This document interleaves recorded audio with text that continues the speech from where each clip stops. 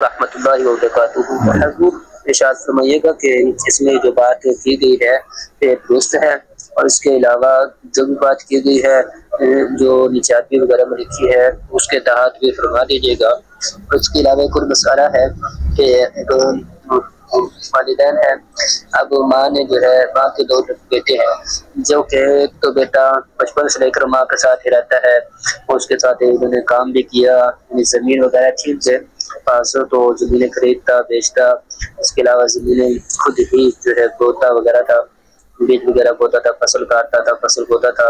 اس کے علاوہ جو دوسرا بیٹا تھا وہ دور رہتا تھا، یعنی بڑا تو ہو گیا، ہونے کے بعد پھر جو اپنا کمانا اپنا کھانا، والدین کو کچھ بھی نہ دینا، اس طرح کا معاملات تھا۔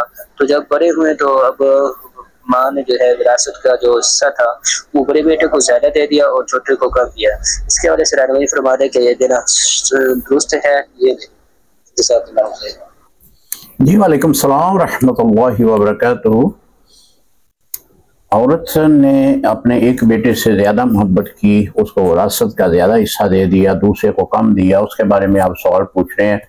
جی وراثت شرعی طور پر جس طرح شرعی طریقہ ہے اسی پر وہ تقسیم ہوگی۔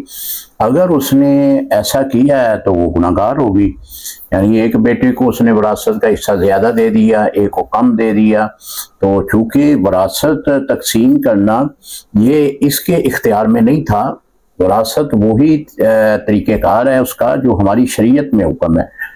یعنی اگر دو لڑکے ہیں تو ان میں وراثت جو ہے وہ برابر کی تقسیم ہوگی، ایسا وہ نہیں کر سکتی کہ ایک لڑکے کو زیادہ دے دیا دوسرے کو کم دے دیا، اگر ایسا کیا تو وہ گناہگار ہوگی۔ تو اگر وہ زندہ ہے تو فی الفور اپنے اس جو اس نے فیصلہ کیا اس کو واپس لے اور برابر کی وراثت تقسیم کرے۔ السلام علیکم ورحمۃ اللہ وبرکاتہ۔